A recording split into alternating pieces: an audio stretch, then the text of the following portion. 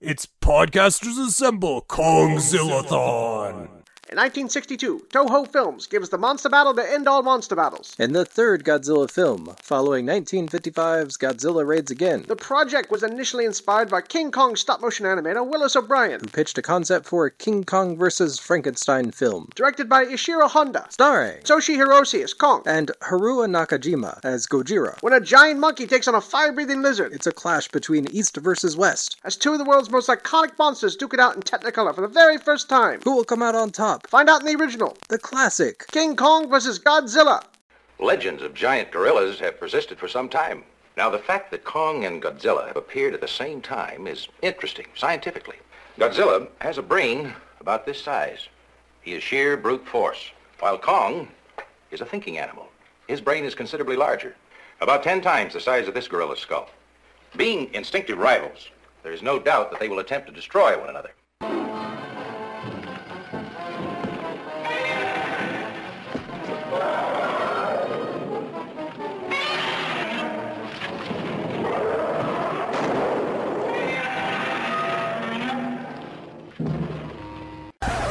Calling all podcasters.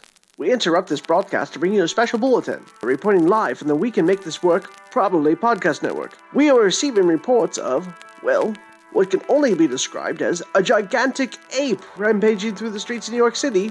Wait, this just in. According to our overseas correspondents, there's been a confirmed sighting of a massive reptilian creature off the coast of Japan. Oh, the humanity.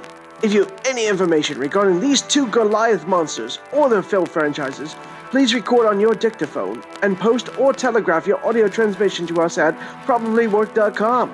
Please hurry. Time is running out. We've just been told that the mayor is evacuating the city and the president dispatching military forces. I don't know how to describe what I'm looking at, dear listeners. They appear to be squaring off. Jeez. This is it, people. The battle of the century. It's Godzilla vs. Kong. A fire-breathing lizard takes on the giant angry ape. In this, a no-holds-barred clash between the king of the monsters and the titan of Skull Island. Who will come out on top? Why are they fighting? How did that monkey get so big? Find out on the latest season of Podcasters Assemble, Kongzillathon. Podcasters Assemble!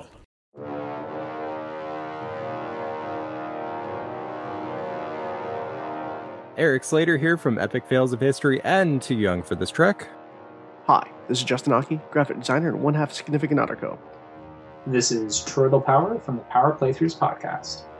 Hey, this is Chris from Comic Zombie and Epic Fails of History. Hello, I'm Robert Kelly, host and writer of Record All Monsters. Hello, everyone. This is Stephen White, co-host of the Super Mega Crash Brothers Turbo podcast. All right, boys and girls, today we are talking about King Kong versus Godzilla. And we're here to talk about King Kong versus Godzilla. Kong versus Godzilla. Not the HBO Max version, unfortunately, the Legendary Pictures version we're all looking forward to seeing. Or Godzilla versus Kong. Or maybe King Kong from 1962. But the piece of flying dog version from the 60s from Toho Films. I don't actually know what the title of this movie is. I just realized as I sat down to record this. And strap in, boys and girls, we're talking about 1962's King Kong vs. Godzilla. I am extremely curious to hear everybody else's reactions to this one. Maybe more so than anything in the last 3 seasons of Podcasters Assembled. Okay, let me take you back to a time when the internet didn't spoil everything for you.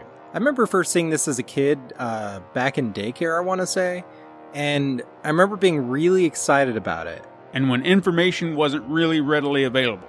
Let's get some context all up in here. Whenever you think of a giant monster suit movie, you're thinking of this one. I knew nothing about this movie, obviously. I mean, I'm the one who's new to the whole kaiju thing. When I was a child, let's say probably about 8, because I don't really remember all the specifics, I happened to be at a local Kmart looking through the movie section, and lo and behold, I stumbled upon King Kong vs. Godzilla on VHS.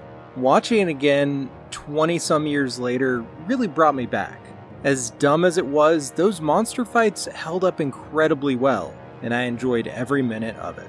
I don't care if they built upon movies later, if this was, part 20 in a series. At this point in my life, I was aware of both monsters, and I'd probably seen 1 or 2 movies of each. And so, yeah, this was nothing to me. I didn't know anything about it. I mean, in fact, last time I checked, back in the 80s, if you were looking to get into Japanese kaiju films, you were kind of issued a copy of Godzilla vs. Megalon just to get you started, because everybody had this movie. Godzilla was last seen in the quickie sequel to his 1954 debut, 1955's Godzilla Raids Again, which is chiefly noteworthy because it introduced the monster versus monster concept into the franchise, and as the central piece of the story in giant monster movies in general. At the end of that movie, Godzilla was buried in ice by a daring team of bombers, and not heard from for 7 years. But Kong and Godzilla in the same movie?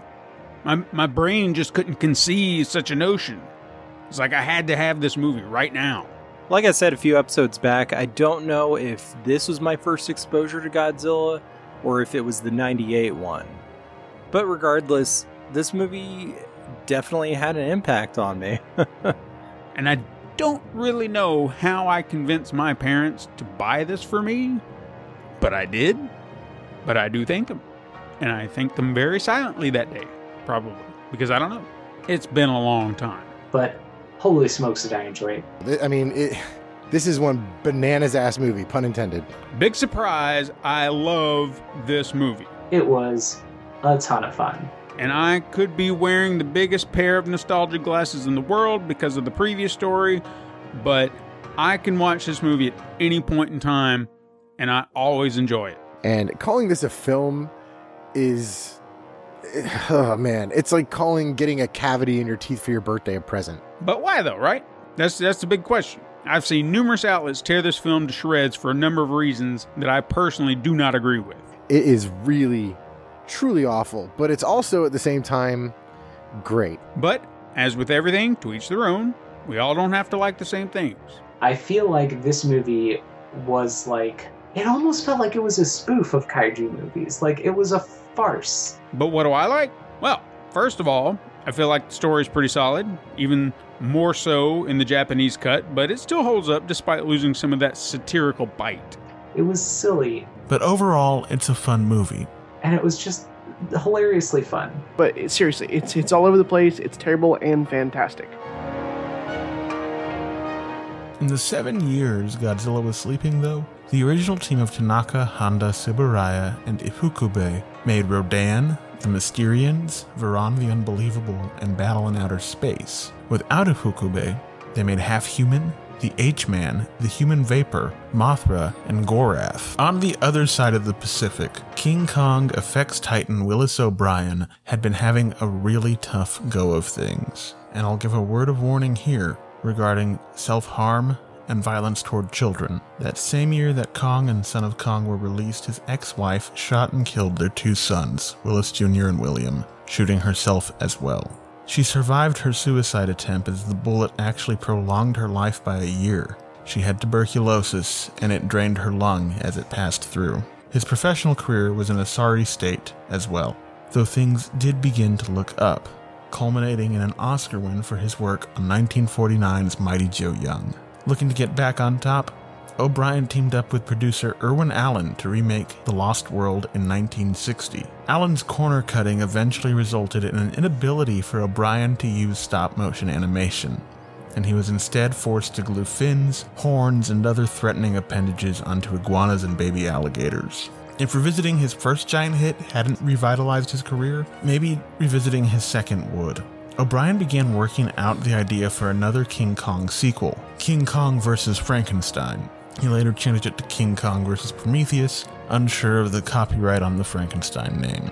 In that film, a descendant of Dr. Frankenstein puts together a patchwork beast from discarded animal parts that he calls the Ginkgo, and it all culminates in the Ginkgo and Kong fighting in San Francisco, eventually tumbling off the Golden Gate Bridge. O'Brien's treatment was picked up by producer John Beck, who more or less absconded with it to Japan, tricked Toho into paying RKO's $200,000 licensing fee to use Kong, and then worked out an exclusive distribution deal with Universal Pictures in the US and English-speaking territories. O'Brien never saw a cent from what turned out to be the top-grossing Godzilla movie up until 1992, and it still holds the record for most attended Godzilla movie in Japan to this day. Now that all of that's out of the way, let's talk about the movie itself. There are two versions of this movie out there, and depending on which version you're watching, it's either pretty good or very good. This is a great movie, but in a more accurate way, this is a terrible movie. Okay, so I watched the 1963 Americanized version of this movie, and it was bonkers. Now, like most of us here, I will be referring to the Americanized version of the film since it's no doubt the one we've all viewed. But I do have comments on the Japanese cut as well, so I will kind of bring it up in passing. And while I always love the music of Akira Ifukube in these films, it somewhat pains me to say that I kind of prefer the Universal stock music. I do kind of like the classic Universal monster movie scores that they kind of shoehorned into this one. It just kind of, I don't know, it just brings a different energy to the film, and I kind of like it more. The music by Akira Ifukube is great. This is one of my favorite of his scores. I love his Kong theme. Now, had I been exposed to the Japanese cut first, my opinion could be different here. Parts of the Kong theme are taken from his score for Varan the Unbelievable, which would also be recycled for King Ghidorah's theme in Ghidorah the Three-Headed Monster. Ooh, another fun fact. The music Universal used was actually the theme music to one of their other classic horror flicks, Creature from the Black Lagoon. And had I been exposed to that film before, it could have changed my perception, because I'd be like, hey, that's the music from the movie, and it's messing with me. I do appreciate the Japanese version because it's much stronger narratively, but I do have such a fondness for this American version that it's usually the go-to.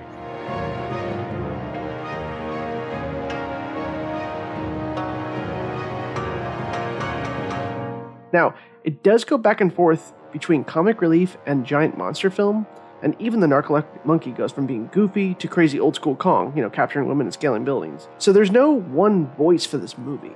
The story is incredibly stupid, and the version that we saw was the American version, so it has this tacked on news broadcast it's all kinds of baffling. So the whole movie, you've got this framing device of a UN broadcaster who's reporting on, hey, there was some mysterious earthquakes in north of Japan, but anyway, check out these cool berries somebody found on an island that's definitely not Skull Island. It's super cheap. It looks really, really poor. And they keep interrupting the story, and I'm sure they took out scenes that kind of explain what's happening for the American audiences, from the Japanese version. Another fun fact, in the Americanized version, they call the drug Soma. In real life, Soma is actually a muscle relaxer, and you will pass out if you take it. So that's fun. They get you high as hell. Anyway, back to you. Gotta love all these super cheap news station sets. And I've heard comments about the UN broadcast being kind of ridiculous expositions for American audiences, but I kind of like them. I actually kind of like the news broadcasts as a framing device. Sort of curious if they're going to do something like that in the new one. Probably not, but I think they make for fun little segues. And then we get these guys telling just nonsense. I mean, they're just talking nonsense. One of my favorite things is every time they switch from this UN broadcast, I'm assuming international broadcast, from the American to anybody else, they do two things. The American guy looks up off camera, are you there, Dr. Whatever in Santiago, Chile? And then they cut to the crappiest, just cheapest Plan 9 from outer space looking satellite sitting up in there just spinning. And they always hold on it for what feels like forever. And then they'll cut to, Japan or Chile or whoever they're speaking to. What was up with that space station? That was out of nowhere. And another bit that's always puzzling, they have headsets in each one of these locations where they're broadcasting. And the only time they use them is after they've finished their sentence. So it's you finish your thought and then you pick up the headset and put it to your ear, as a visual signal of 10-4 or over and out. It's so bizarre. It's like somebody was making it and didn't know what headphones were and just guessed wildly and were very, very wrong. Plus, Michael Keith is pretty charming to kind of keep your attention, and don't tell me he's not.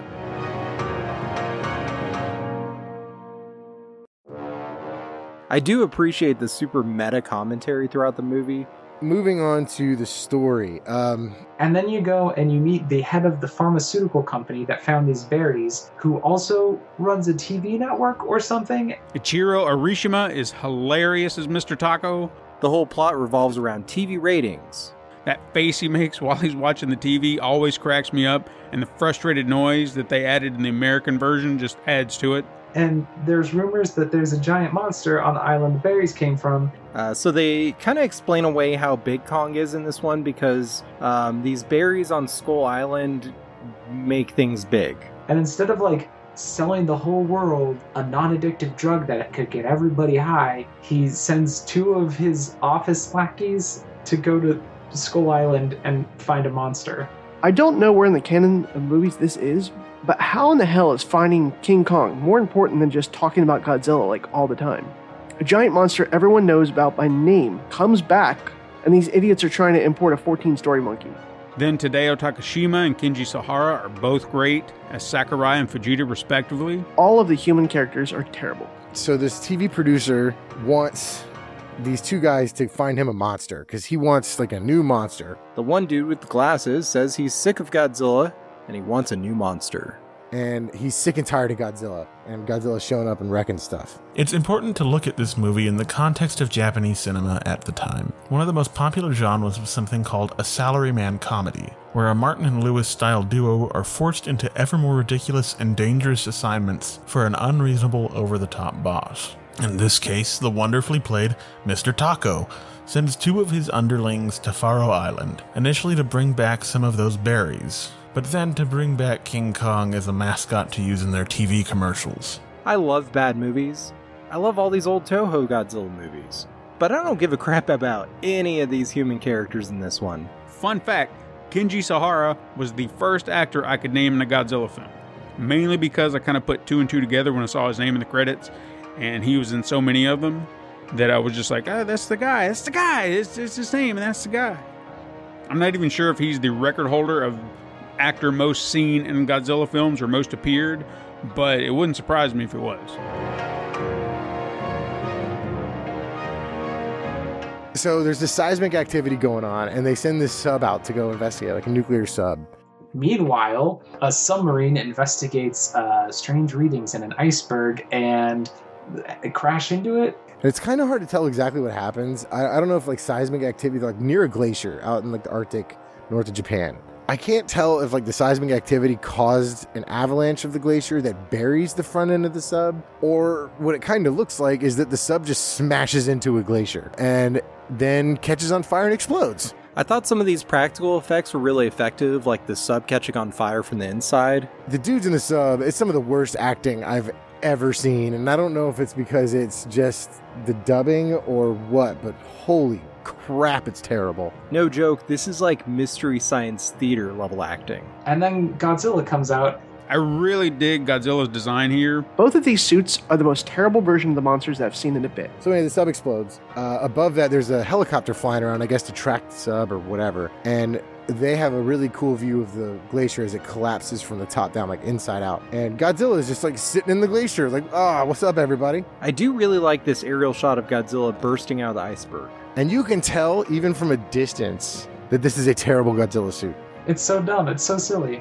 You could just tell. Right away, you could tell. I feel like he has a much more reptilian look, which contrasts nicely to Kong's design. And a helicopter pilot's looking at it and just yells, Godzilla! But like, Godzilla hasn't existed yet in this universe. There's no explanation for why the guy calls him Godzilla. And then it just cuts away to the news team telling us more about crap that we should see instead of being told in as boring a manner as possible.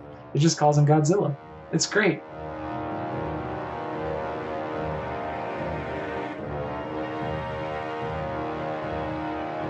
So these guys get a boat out to, it's either Farah or Feral Island. I don't know what's wrong with Skull Island, but apparently everything. Back on the island. Where this story has come out where this guy found these berries that possibly are the reason that Kong is so big. They say that they make things gigantic. But nothing on the island is gigantic except for, well, 2 things. And then we meet the natives. Air quotes there.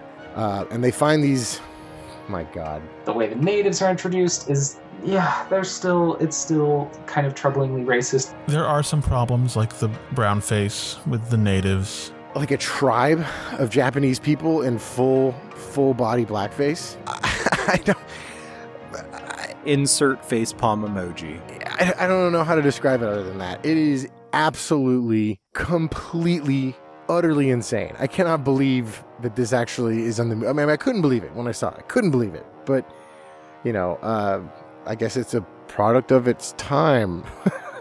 Sweet Jesus. But I do think it's kind of fun that the two Japanese guys who were sent here are like dressed up in dumb safari outfits. Like, these dudes look like they're searching for Livingston in Africa. It strikes me that they are being like caricatures of like rich white people going onto safari and getting in over their heads. I don't know if that was intentional, but that's kind of how it struck me. So they get to this island and they make friends with the natives by showing them a radio and passing out cigarettes. So they just gave the natives cigarettes. And including to a small child. That's horrible. They give a couple cigarettes to this little kid. He's like, what about me? I'm like, here you go, little kid. Take 2 of them. Don't smoke in front of your mom. So that was interesting. This is just like the Opium Wars all over again. That happened. Though all the actors playing the natives do a really good job, it's just unfortunate that that's how it was done.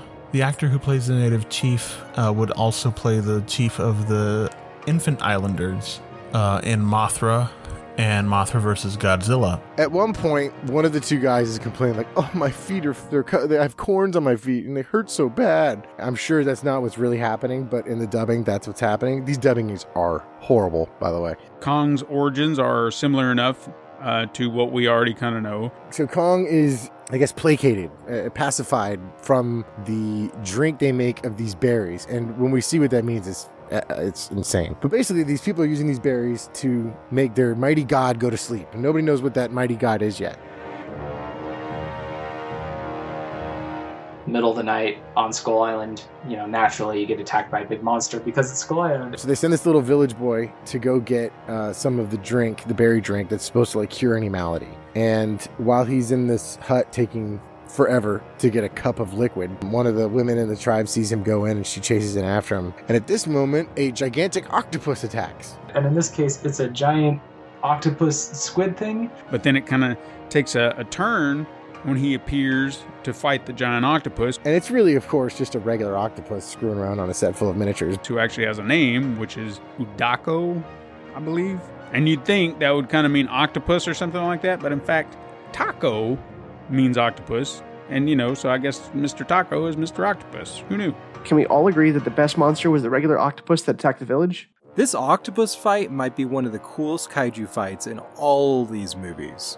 But he attacks the hut and he's like smashing it. Which is shown using a pretty cool mix of like miniatures and composites and projection. Like they do a lot of different techniques in order to show this octopus attacking the village and then the village trying to fight back. And while he's doing that, we see what might be the worst green or blue screen I've ever seen make it to a finished movie. I love that miniature work.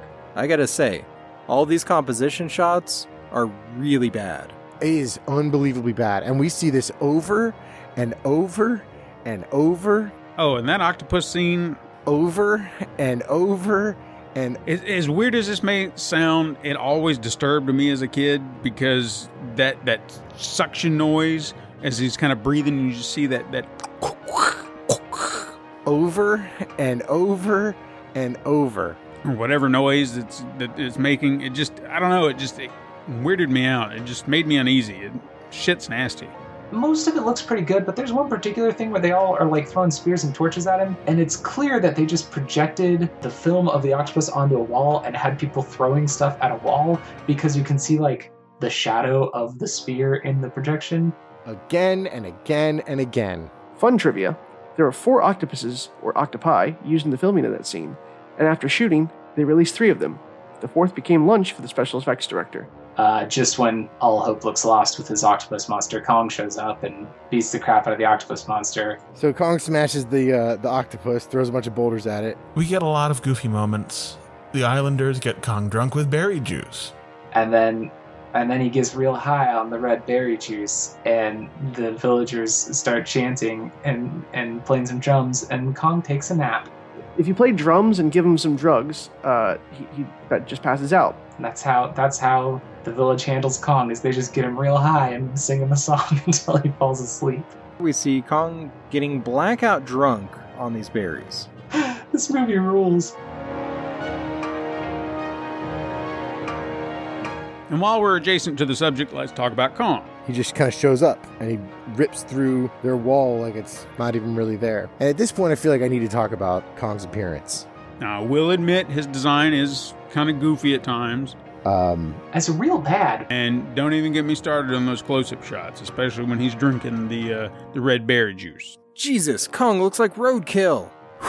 Okay, so he's really, really, really big. They kind of wrote in the line about the berries making him bigger than maybe previous versions that we would be expecting. He's the same size as Godzilla, and just like Godzilla, he's a dude in a suit. Both of these suits are the most terrible version of the monsters that I've seen in a bit. The King Kong suit here is notably kind of bad. He looks like a walking nightmare. All that nasty, gross-looking fur. It's nothing about his suit other than the fur on it says monkey, and even a gorilla. Really, more anything, it says like orangutan. His face is really boxy, and it looks almost like he has a duck bill. It does not look like an ape. But it ended up being charming to me. Nobody at any point said, "Hey, this looks like." But for Suitmation, it's not as bad as it could be. Just go and look at King Kong Escapes. It's like somebody just kind of vaguely described an ape to like a blind sculptor and said, "Hey, can you make a gorilla costume out of this? I don't know what a gorilla is or what it looks like. Well, here, let me give you a loose description. You can just do your best." And then that's what we got. In the context of the film being a comedy, it kind of works. But every time Kong's face does anything, it's the worst thing ever. Kill it. Kill it with fire. But they did want to make it look better, and we know they could make better ape suits because they did in 1955, the same year as Godzilla Raids Again, a Yeti movie called Half Human, which I alluded to earlier. And the actor in the ape suit there, it's a much better ape suit, and that man built it himself. I can't remember his name off the top of my head. I will probably look it up and yell it later. But that looked great. And there's pictures floating around online of the Godzilla, Haruo Nakajima in the Godzilla suit from 1955, and this actor in his Yeti suit. And a lot of people were like, why didn't Godzilla vs. Kong look this good? And one of the reasons it didn't, besides the film being a comedy, was that John Beck, the producer, left Toho holding the bag on paying the licensing fee to RKO for Kong. And it was reportedly the $200,000, half of the film's budget. So Kong's suit kind of suffered. There's a bit after he kills the octopus where he picks up these cups of the berry juice and he drinks it, and it's just, oh sweet God, it is just nightmare fuel. I mean, it's like burning itself into my brain as I'm watching it, just like, you'll never forget me. Godzilla's suit kind of suffered too. This design has become, beloved. Like, I think the special effects in this movie were worse than the special effects in the King Kong that came out 30-something years before this, and I didn't care at all. But again, you can't hide everything behind, well, it was intentionally a comedy, it was intentionally a satire. At some point, you gotta stop with that. And just, the monsters don't look their best in this movie. He is horrible. But they are fun designs. After he drinks this concoction, he kind of sits there dizzy for a minute and then just straight passes out. So it's not that they're keeping him pacified, they're just keeping him drunk as and maybe that's why he's so angry and ready to fight everybody all the time and doesn't care at all about property damage.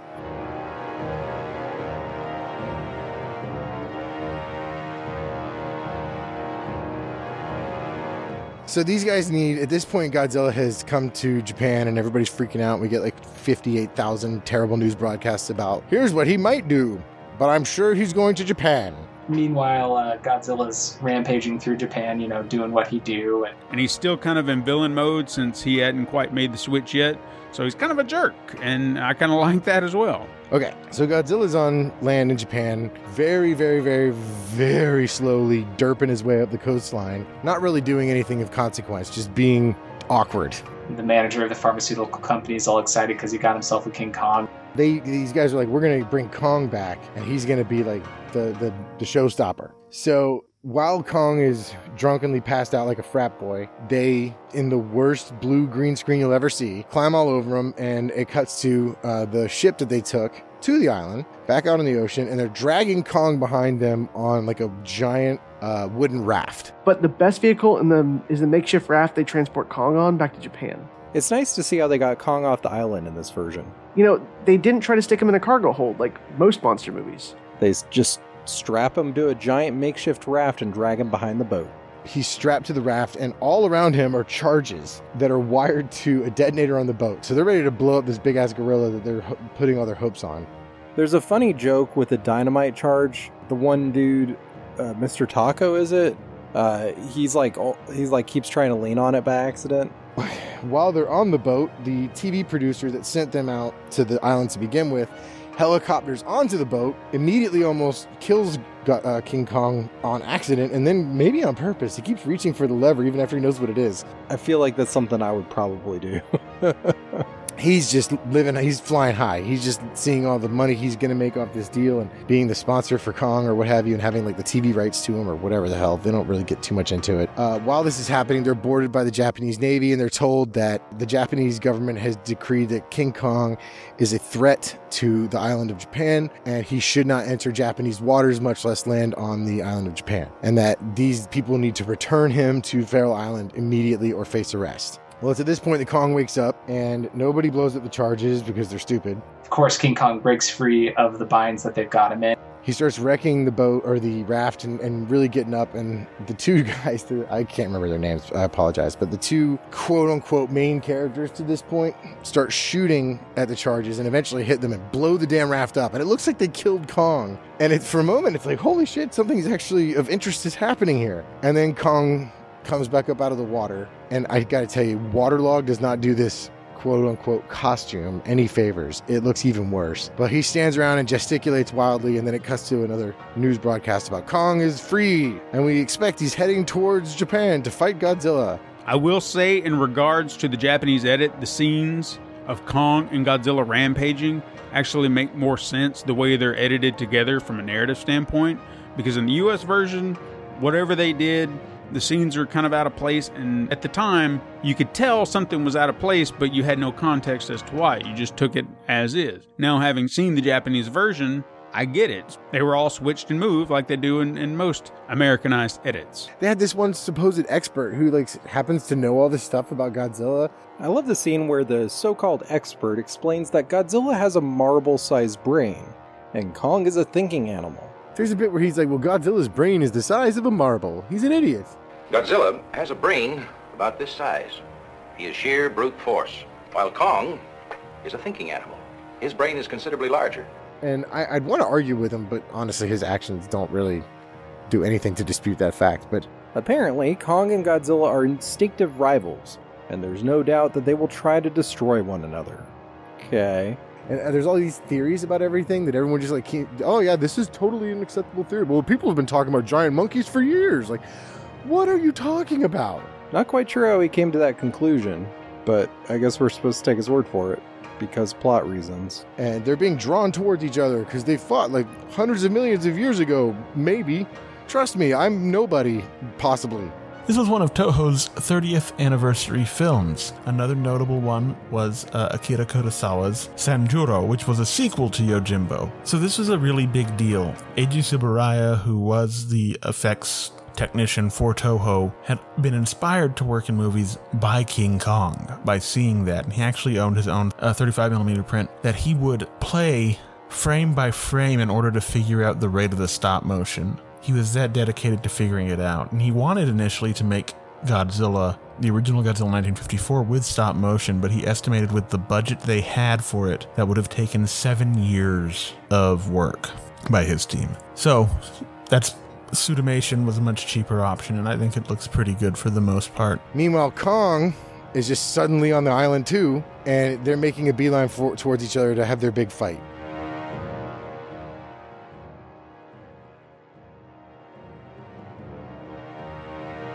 King Kong vs. Godzilla. Round 1. Fight! Now we get our Kong vs. Zilla. And I think it was clear from the start that everyone knew that Kong was the underdog here. Both of these suits are the most terrible version of the monsters that I've seen in a bit. But they are fun designs. So you have two of the lower tier Toho monster costumes, at least from that particular era. I know there's a lot of really bad ones, and I know Corey and some of the other guys here could probably point out some that I'm missing that are just absolutely awful. Seriously, Godzilla is awkward looking and almost has the same goofy face as his first outing. It's the worst thing ever. And King Kong has all these dumb arm extensions to make him look like real ape-like, but it only makes him look like he's dragging dead weight. Their first confrontation is, I I don't know if anticlimactic is the word because they haven't really built anything yet, but we'll just say stupid. They meet each other in Japan and just kind of yell at each other for a while. Godzilla flaps his arms up and down. Those mocking gestures he makes at Kong while he's clacking his claws together is one of my favorite things in this movie. They kind of dance at each other for a while. Godzilla does this bizarre arm gesticulation. Like, Kong's flapping his arms against his chest. They stare at each other and kind of like wave their arms around really weirdly. Godzilla's doing the weird clapping motion that this old school Godzilla does, which I just adore. You know, it is what it is. They're still, like, you know, roaring and being stupid. And Kong throws a rock. Kong starts throwing foam boulders at Godzilla and coming up short and bouncing off of him and everything. And Godzilla responds with fire breath. Godzilla blasts some of his atomic fire breath, which he keeps forgetting he has. So almost immediately, Godzilla lights Kong on fire. And the fire catches some of Kong's fur on fire, and he kind of backs off like, whoa, that lizard breathes nuclear fire. And Kong's just like, screw this. And then they both just walk away from each other. And just walks off. Godzilla ran him off fairly quickly during their first encounter. That's fine. Because, you know, atomic breath. So Kong kind of walks away, and just everyone, of course, loses track of him for a bit there. So I try to be understanding as to why Toho gave him an extra ability. I don't know, man. Not a lot happens of any consequence, really. Just a bunch of silly shit. And Godzilla is still a genuine threat in Japan. There's still the fear of his appearance, and they spend a better part of this movie trying to stop his rampage. When the Japanese military is trying to like herd Godzilla, they set up this giant barrier, I guess, of power lines. Essentially, they just built more power lines. And they have a lot of current running through them. And Godzilla touches it, and he's like, ooh, snap, that's shocking. Which is weird, because in the past, he's had literally no problem at all with electricity. In fact, he just melted the towers and walked right through them. But this one can't quite figure out what to do, so he just starts walking along the side like, pain bad. Somebody offhandedly mentions that Godzilla is weak to electricity and Kong's superpowered by electricity, but that's probably not important. Meanwhile, when Kong runs into these power lines, he swats them down like they're nothing. And then when he gets shocked, he grabs the power cables and starts chewing on them. We see Kong flossing his teeth with power lines. And again, just stuck in my head for the rest of my life is the look of his creepy dead eyes rolling around while he chews on these power lines comically because his jaw doesn't work. Kill it with fire. And apparently this version of King Kong is somehow in some way powered by electricity, or at least strengthened by it. There is never any rationale given to this whatsoever, but we're led to believe it. I did love all the tiny vehicles, including the little Sherman tanks and the model trains being crushed. There's a point where they try to trap Godzilla by luring him into a pit. And my kiddo was hanging out with me when we were watching this. He's 16 months now, almost 16 months. And he will pay attention to things that are on the TV, but it's just colors to him. Like, he never reacts really to what's on TV very much. Like, occasionally he'll reach up to the TV. He'll wave. Like when Adam West Batman appears on screen, he'll wave at the TV screen. When Godzilla fell in that pit, my kid freaked out. He gasped and jumped up towards me when Godzilla fell in the pit. He was really worried about Godzilla. It was really sad. This movie is deliberately silly as it tries to comment on TV and capitalism coming together and putting everyone around them in danger, much like Godzilla and Kong themselves. Unleashed by arms races and corporate greed, Godzilla and Kong could have been stopped from the very beginning. It's a very silly way to make us look more deeply at our society and our roles within it. Kong goes on a rampage through the city. Nobody can figure out how to do anything. Regardless, the boss man is supposed to take responsibility for King Kong. But when confronted by the man, dude, no, totally lie. Don't open yourself up to get sued. Don't take responsibility. So, it's probably just the American version here, but these human characters completely disappear from the movie and then reappear for no reason. There's one part that's absolutely hilarious where there's, Godzilla and Kong are both nearing the shore, they're coming back towards to the city, and they're trying to evacuate Tokyo. And the sister and love interest of our two main guys gets caught on one of these trains. And Kong sees the train and just reaches down and grabs a car up. And people are falling out of this thing right and left. I mean, he's killing a ton of people. He snatches the sister up because he has this weird thing about human women. I don't know what this creep's problem is. It can't work anatomically, you moron. No means no, you giant pervert. with your dead, unblinking eyes that sometimes blink incredibly rapidly for no reason at all. Not since the heydays of Chuck E. Cheese's KC, JoJo, and the Sunshine Band, or whatever the hell they were called, and that gorilla just burned its way into my nightmares for the rest of my life, has an animatronic affected me this poorly. So Kong has the woman in his super shitty looking hand, and their plan is that he climbs up to like on top of this like 3-story building or whatever. It's not impossibly tall, or the Empire State Building or anything like that. Their plan is to shoot these canisters of, again, some of the worst blue screen. They're even painted blue, and they just disappear off the so terrible. Anyway, their plan is to shoot these canisters above Kong's head. They're going to spread this stuff out. It's going to make him fall asleep. They're going to basically spread like an aerosol version of the berries or whatever. I wasn't paying attention at that point, to be honest with you. I think my brain was trying to kill itself. And they stop Kong's rampage by shooting a rocket full of red berries at him and hooking up a microphone to a drum, and the guy who was on the island plays a cool drum beat, and Kong takes a nap.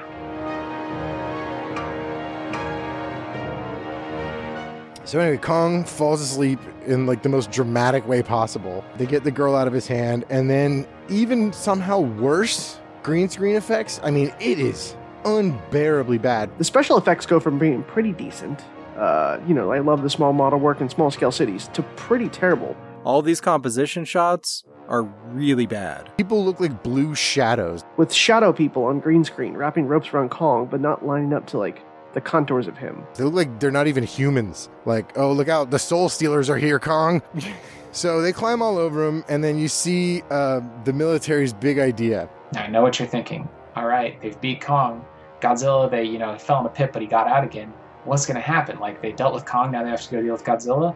Oh, no. Dr. Serizawa shows up and goes, let them fight. Earlier in the film, one of our leads, I guess, is demonstrating that he has this wire filament that's like really thin and impossibly strong. I mean, it doesn't break.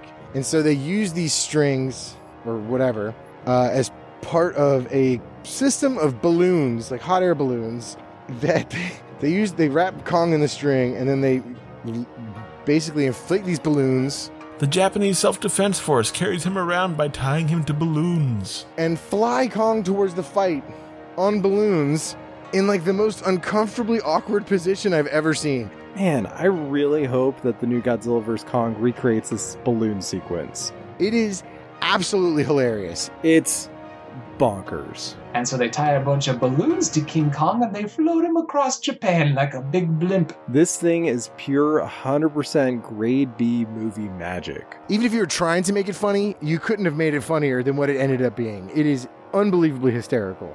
I couldn't stop laughing.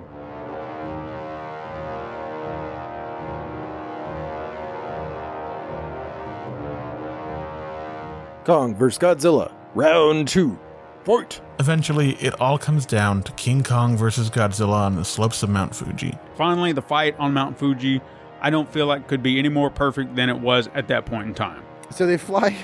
Godzilla is literally minding his own business on, I believe it's Mount Fuji. He's not doing anything. He's just kind of standing there. And they fly Kong up there, and then when he gets to a certain height, they just cut the lines and drop him in there. And then they cut the ropes and just drop King Kong on Godzilla. And it's like this.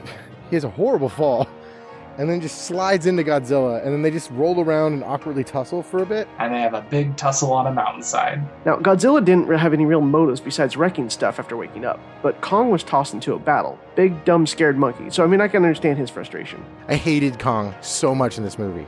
Just his face, really, more than anything. If you put a different face on him, I'd probably root for him in the movie, but no. Man, this fight is so unfair on so many levels. Not only is King Kong completely outmatched, he wakes up from a drunken stupor, presumably with a hangover, and is immediately dropped, like on his head, onto a mountain, and then tumbles down, smashing into Godzilla crotch first. This was a fight. In fact, I cannot think of another fight Godzilla has had that felt like a real, genuine brawl.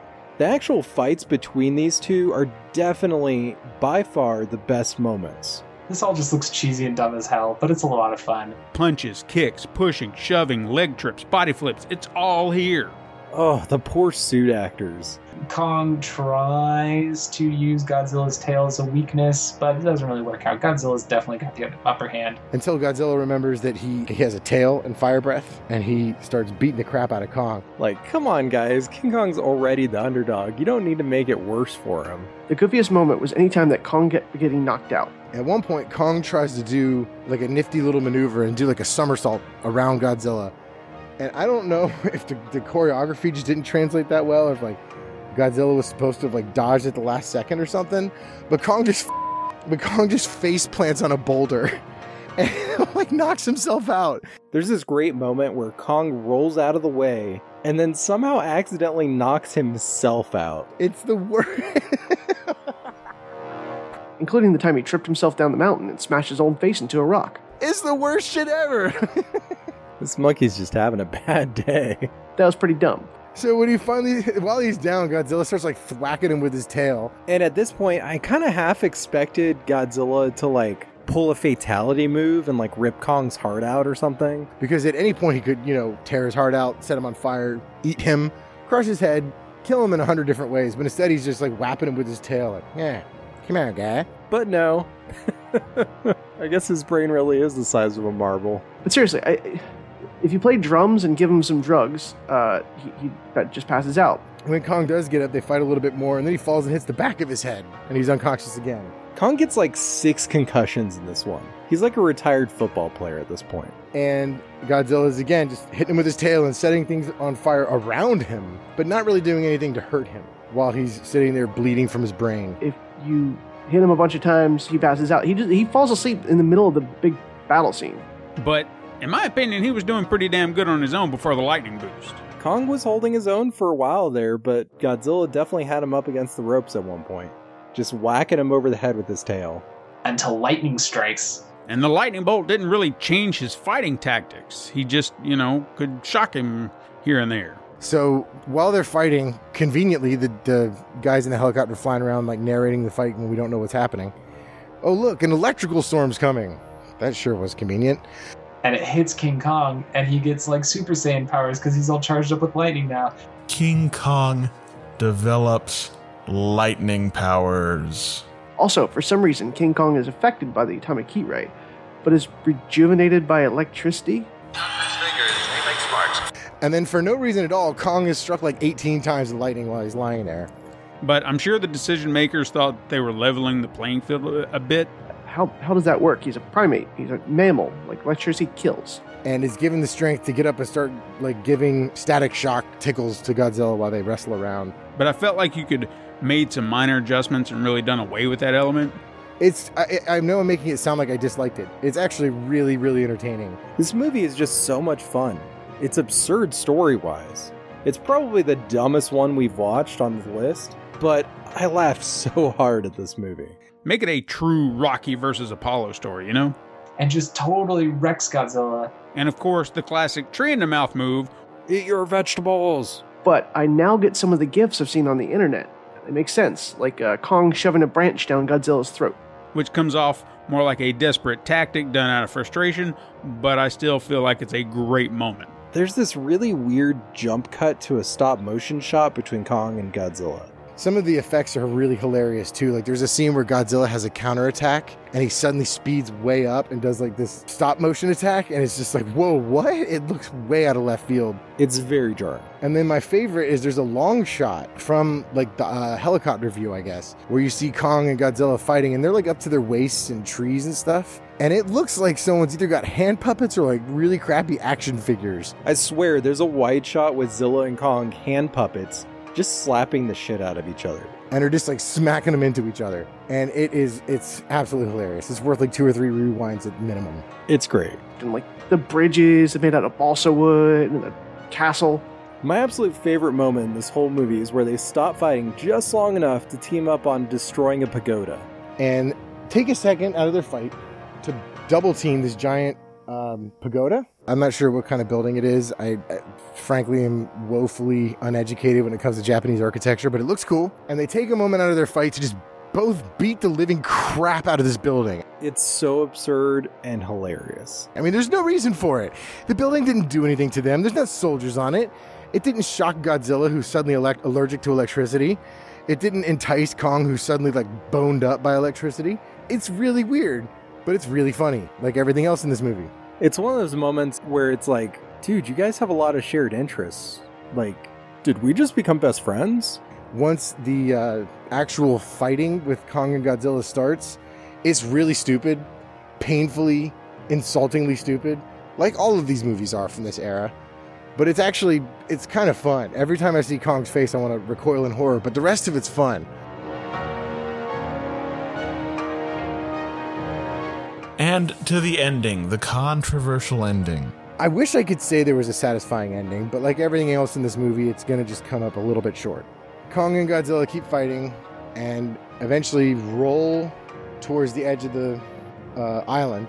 I mean, I almost felt like the movie should have taken a turn from there and just had both Kong and Godzilla teaming up to just demolish Tokyo together. After the building is destroyed, they kind of tackle each other, /fall, /roll, /give up into falling into the ocean below, which must be like intensely deep, because even though it's just off the shoreline, they both immediately are completely unviewable by the water. Like nothing's sticking out. There's no shoreline here. It's just like this island is on the edge of the universe. Until they fall into the ocean. You don't see anything for a while. And then what's that on the distance? There's something swimming away. No, you don't know who's won, who's lost, or if the fight's even over, when suddenly just off in the distance you see these bubbles going away from the shore, and Kong like pops up out of the water like, ho ho ho! It's Kong. Kong wins.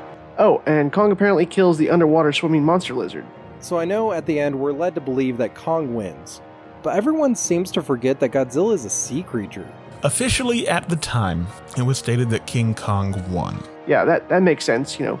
A monkey drowning a lizard that can breathe underwater. Now, Toho's official line is that it was a draw, and honestly, with Kong emerging from the water, Kong is not an aquatic animal and Godzilla is, so Godzilla just swimming away definitely makes sense.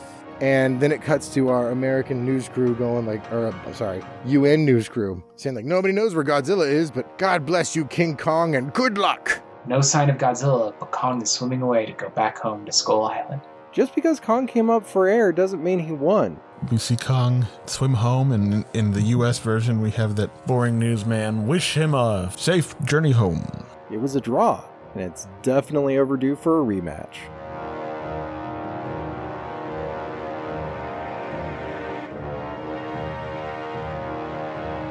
Now, if I had seen this film for the first time today, I would really like to believe that I would still derive the same amount of joy from it. It's just a fun movie. It's a really fun Godzilla movie, even if it's not my favorite. Even as a kid, I gotta be honest, I loved the Godzilla movies. I loved them, as dumb as some of them are, and well, let's be honest, all of them are. But I loved them. And this one, to me, even at, I don't know, 7, 8, 9, whatever it was when I saw this on VHS, was just like, no, I don't like anything about this movie. I gotta admit, watching this one as an adult for the first time, I was baffled at how nonsensical it all was. Watching it now, I can appreciate the sheer insanity of it. I mean, it is a bonkers-ass movie. Considering this was only the third movie in both franchises, following the 33 Kong, Son of Kong, the original Gojira, and Godzilla Raids Again, I suppose you could point to this one as the moment they both jumped the shark. Or giant octopus? This was the highest grossing Godzilla movie, the highest attended Godzilla movie, and it's a real shame Willis O'Brien was kind of robbed of anything from it. This was so successful that it actually launched Godzilla into the spotlight like never before. So much so that it ended up becoming the most prolific movie series in history. I'm very curious to see if there's a way to get my hands on the original cut before the American studio got involved and added all this nonsense with the news crew. I don't think it would be significant enough of a difference where I'd suddenly be like, oh, it's a kick-ass movie. But I do feel like, you got to give the movie a chance based off the merits of the people who actually made it, and not this hodgepodge Frankenstein version like their janky-ass quote-unquote King Kong. The first time I saw this movie, I was kind of disappointed. I don't know why, but I guess I was really kind of hoping that we'd get some kind of explanation for why they fight in this one. But instead, the movie's just kind of like, screw you, there is no plot. Here's a big gorilla fighting a radioactive dinosaur. But just as I've lived with it, I've grown and found the context behind it. I've grown to understand it, and I really love it now. And after I realized there wasn't going to be any deeper nuance, I was really just able to kick back and enjoy it for what it was. To the casual viewer, this might be a hard sell despite the big names attached. Now, this is my first and only time seeing this film. I probably won't watch it again. But to hardcore fans, I feel like this should be a dream come true. I really respect this movie, though. They absolutely went for it, and they didn't try to be too pretentious about it. Batman vs. Superman. This movie was wild. But the main focus here should be our monsters, and this film doesn't skimp on that. They embraced the camp, and in this case, I think it really paid off. I didn't even talk about like the subplot about how there's this super strong string that's stronger than steel, but it's like fishing line. And to be honest, the Chekhov's gun and the magic wire being shoehorned in doesn't really work for me. But it would make a great string for Spider-Man.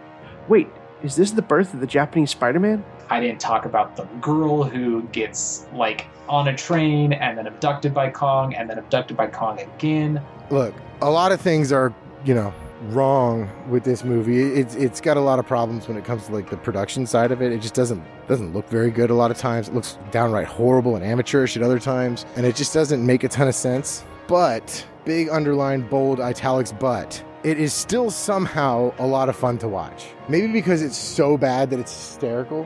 There's so much, and it's so ridiculous and over the top, but it's all just cheesy, dumb fun. This film definitely feels like it created a nice balance between focusing on Godzilla, Kong, and the human characters that have to drive the plot forward. Then we have Godzilla, who, along with Kong, is making his third film debut, and for the first time in color, and in a widescreen format. Amazing how that all worked out. This is the first time we're seeing both Kong and Godzilla in color, and also the beginning of the use of the maybe this monster is less of a threat than that monster style story that would come to dominate the Godzilla series in the future. Only Godzilla is explicitly the bad guy here, and would later be more regularly cast as the lesser of two evils. There's a lot of times where you're laughing at parts that aren't supposed to be funny, but I gotta be honest, just the balloon scene alone makes it worth a watch, because it's like one of the most insane things ever. I know the new movie's going to be way more serious than this, but I kind of wish it wouldn't be. I kind of wish this would be the tone that it took, because this movie was really fun. So all in all, for what it is, I gotta give it a thumbs up, because it's just so watchable in like the worst way. But I don't think I could watch it alone. I'd have to watch it with people that I can laugh at it with. Watching it alone seems like torturing yourself for no real reason. No crime is worth this punishment. I don't know that I'd call it good, but this might have been the most fun I've had in this season of Podcasters Assemble. It's not my favorite Godzilla movie by a long shot, but someone's like, hey, you want to watch King Kong versus Godzilla? I'm never going to say no. For a movie about a giant monkey and a giant lizard punching each other for no real reason, they hit all the notes they needed to hit. Maybe not in the order we want them to, but they're hit, and that's something. Somehow, this is the only time we've really seen them square off with each other on film before, which is like really, really puzzling. It's unfortunate we didn't get more Toho Kong films. I actually recently watched 1967's King Kong Escapes, and I actually loved that one. Sure, it's still super cheesy, but I actually might have liked that one more than this one. And Kong's face looked way better too. Even if he kind of looked like the Bumble from Rudolph the Red-Nosed Reindeer. It was a vast improvement in that department. I can't believe they didn't make a lot more, even if it was just these shitty Toho ones, a lot more crossover type movies. I mean, Kong vs. Ghidorah, that'd be kind of cool. Not this Kong, because he should burn and never come back ever. Rumor has it that Kong was originally supposed to be in Destroy All Monsters, but I guess wasn't because of some rights issue, which seems like a huge missed opportunity. And apparently Abira Horror of the Deep, aka Godzilla vs. Sea Monster, was written as a King Kong movie, but was replaced at the last second by Godzilla, and if you watch it with that in mind, you can actually tell. The movie actually makes a lot more sense. It really bums me out, and I almost wish someone would edit together a version where we get to see Kong battle the giant crab monster. There is that rumor that in the US version of the movie, Kong wins, and in the Japanese version of the movie, Godzilla wins. There's no factual basis for this. I have both the US and Japanese versions. The ending is exactly the same with exactly one difference.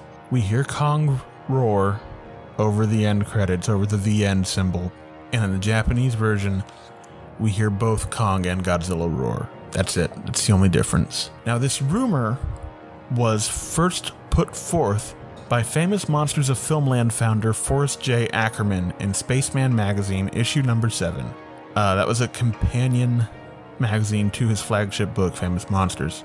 Now, according to a recent post on Toho's website recapping the film, Kong was quote-unquote seemingly the victor, but the ending is ambiguous.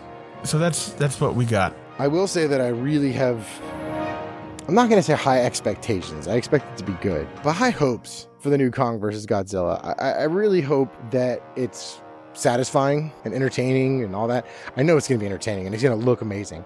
I just hope it's not a cop-out like this one is. And Adam Wingard, the director of Godzilla vs. Kong, has said that there will be a definitive winner. That's the worst thing. It's like, if you're going to give me something versus something, give me a definitive ending. Don't give me a Batman vs. Superman. This ending will not be ambiguous. Someone's going to win. One will fall. They will kiss. Being instinctive rivals, there is no doubt that they will attempt to destroy one another.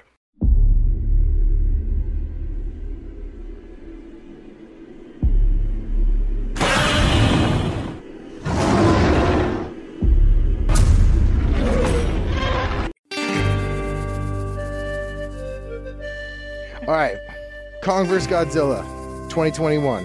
It's the rematch of the century. Who's going to win? Who do I think is going to win? Who's going to win? The answer should be Godzilla. I think Godzilla is going to win. Neither, probably, because Mothra is just going to swoop in and knock some sense into the both before they team up. I don't care what this film says. Godzilla is still a walking nuclear reactor. Should be Godzilla. And I think Godzilla has to win because for so long it was believed that Kong won, and even if Toho is changing the line now, it makes sense to give it 1-1. Seriously, everyone's always saying that Kong doesn't stand a chance, but everyone always forgets that one time that Godzilla got his ass beat by a giant butterfly. Moth. I am predicting that there is no real winner. I think they probably fight twice and maybe split, and then we'll team up to fight something or someone else or whatever by the end.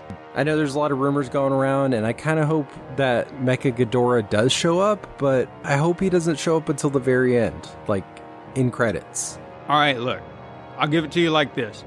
Since Kong won this fight, I will say, for fairness' sake, Godzilla needs to win in Godzilla vs. Kong, just to say each one have won a battle, 1-1, it's all fair, and they're tied. That's just from a narrative standpoint. One match to one match to the other, and that's it. That's the end of it all. But if I have to pick a winner, if there's one fight and there's a clear winner, I have a feeling that the movie would make it Kong. And then maybe in another 60 years, we can get another remake, and it can be a real winner decided once and for all. And this is the only time you're going to hear me say Godzilla should win. Giant lizard wins. But my money's on Godzilla. He's the monster closest to my heart. But I'm sticking to my guns. I'm going with the big guy. So, for fairness' sake, all chips are in on Godzilla. And I will cry. I will cry. I've already cried. Hashtag Team Mothra all the way.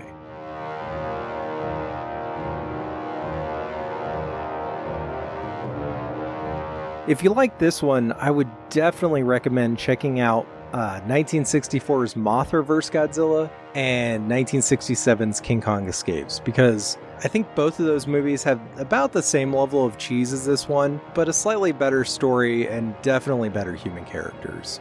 But yeah, check out Record All Monsters if you've liked anything I've had to say over the course of these 8-9 weeks, however long it's been. And keep an eye out for our episode on this movie coming out soon. We'll have an all-star roundtable of new and returning guests. Godzilla and King Kong will return in Godzilla vs. King Kong. Next time on Podcasters Assemble. This is our only chance.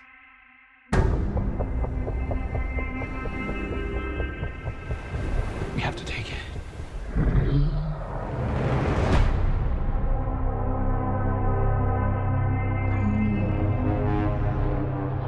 We need Kong.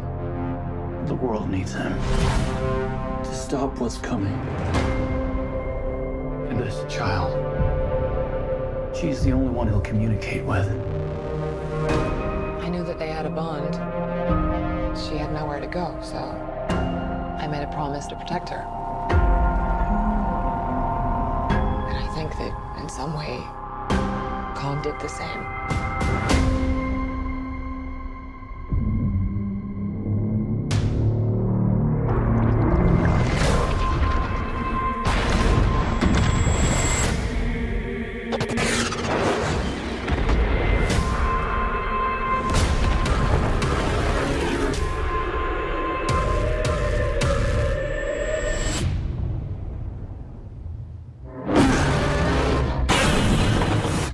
Godzilla.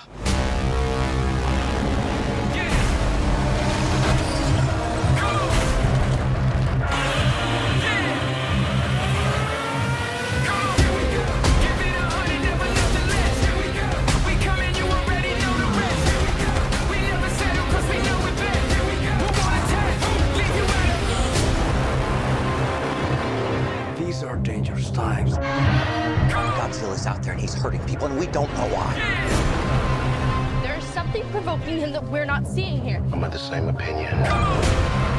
The myths are real. There was a war.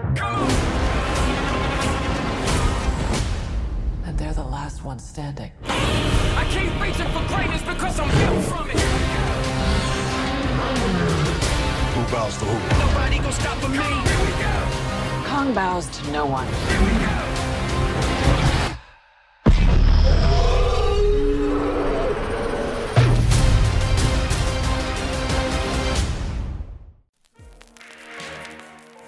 Podcasters Assemble is a production of the We Can Make This Work Probably Podcast Network. Find more of our shows at probablywork.com and learn how to contribute to future episodes of Podcasters Assemble by looking us up on Twitter and Instagram at Casters Assemble or joining on Discord. The link is in the show notes. Submissions are always open. Thank you to everyone who's able to contribute to this episode. Be sure to check out the show notes for links to where you can find them all online. Thank you. Oh God, please, thank you.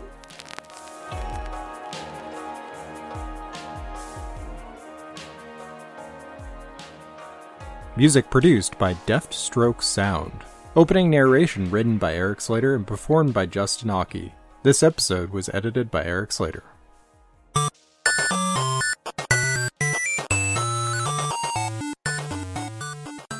This has been a presentation of the We Can Make This Work Probably Network. Follow us on Twitter at ProbablyWork for more of our questionable content. Also, we have a website called probablywork.com. Oh my God. Okay. Another bit of context is that this was Toho's 30th anniversary, one of Toho's 30th anniversary.